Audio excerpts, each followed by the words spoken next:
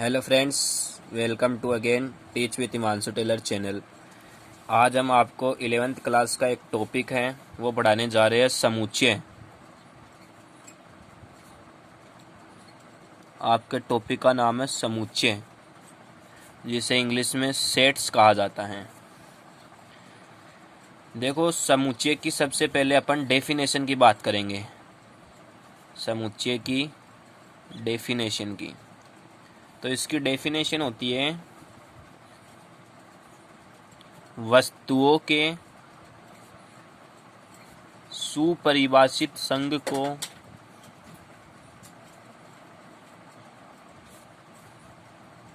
सुपरिभाषित संघ या संग्रह।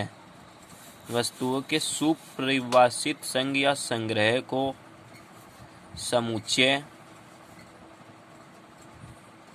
यानी सेट्स कहा जाता है।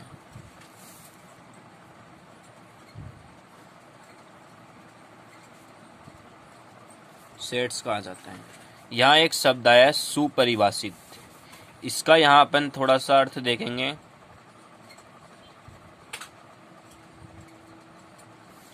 सुपरिभाषित इस शब्द का अर्थ है कि जो समय और स्थान के अकॉर्डिंग चेंज न हो, यानी जो समय, टाइम एंड प्लेस, इनके अकॉर्डिंग अनचेंज्ड हो, यानी ये चेंज नहीं हो। जैसे एक, ये इसे आपने फर्स्ट क्लास में पढ़ा तो भी एक ही पढ़ा, 12th क्लास में पढ़ा तो भी एक ही पढ़ा, यानी ये समय और स्थान के अकॉर्डिंग चेंज नहीं हुआ। जैसे 5, तो इसे भी आपने फर्स्ट क्लास में 5 पढ़ा और इसे 12th क्लास में भी आपने 5 ही पढ़ा, यानी ये समय और स्थान के अनुसार चेंज नहीं होते हैं, इनका संग्रह है। वैसी चीज़ें जो समय और स्थान के अकॉर्डिंग चेंज नहीं हो, उनके संग्रह को समुच्चय कहा जाता है। अब इससे समुच्चय की परिभाषा हो गई है। अब समुच्चय का मैथमेटिकल रूप स्टार्ट करने से पहले हम कुछ चिन्हों और प्रतीकों की बात करेंगे जो हमें समुच्चय में काम आएंगे। एक चिन्ह होता है ये पहला चिन्ह वी की तरह, इसे और कहा जाता है, इंग्लिश में और, यानी या, अथवा। इस चिन्ह का मतलब ये होता है। दूसरा चिन्ह होता है इसका जस्ट अपोजिट, ऐसे, इसे इंग्लिश में एंड कहा जाता है, यानी और, एवं, तथा जैसे शब्दों का उपयोग कर सकते हैं हम। तीसरा होता है ऐसे सी कर दो और सी के बीच में ये, इसे कहा जाता है इंग्लिश में बिलोंग्स टू, यानी इसका अर्थ होता है अवयव है। इसका अर्थ होता है अवयव है। और चौथा होता है आपका ऐसे बिलोंग्स कर दो इसको और इसे तिरछी लाइन से काट दो, तो इसे कहा जाता है डज नॉट बिलोंग्स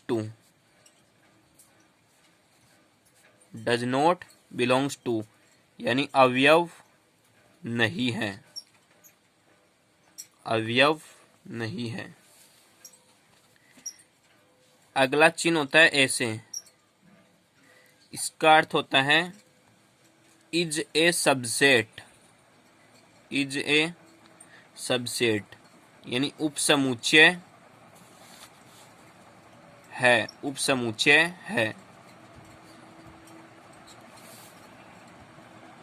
अगला चिन्ह है इज नॉट सबसेट। इस चिन्ह का मतलब होता है इज नॉट सबसेट,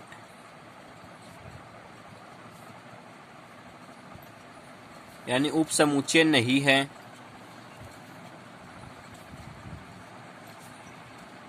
उपसमुच्चय नहीं है।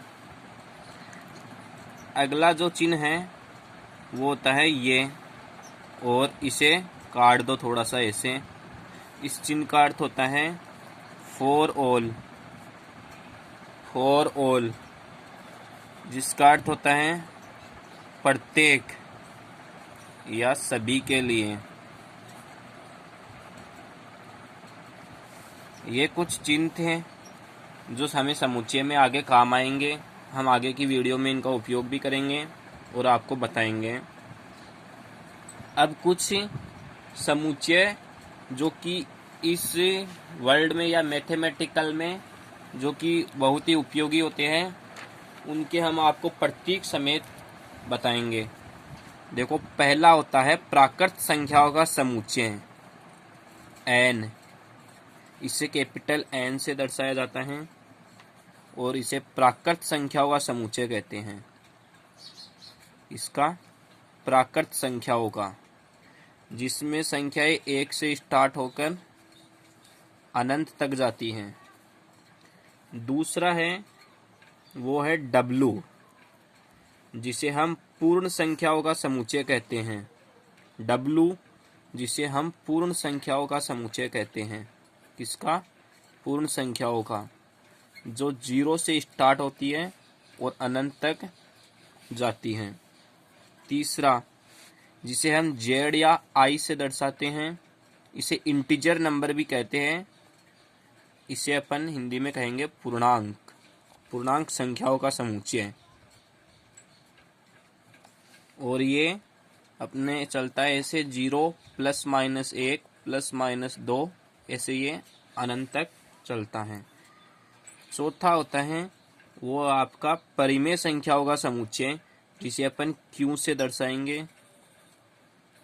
ये है अपना परिमेय संख्याओं का समुच्चय।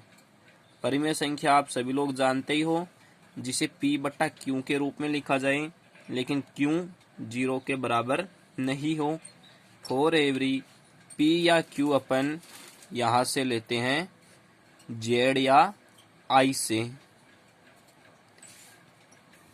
यह है आपका पांचवा अपरिमेय संख्याओं का समुच्चय।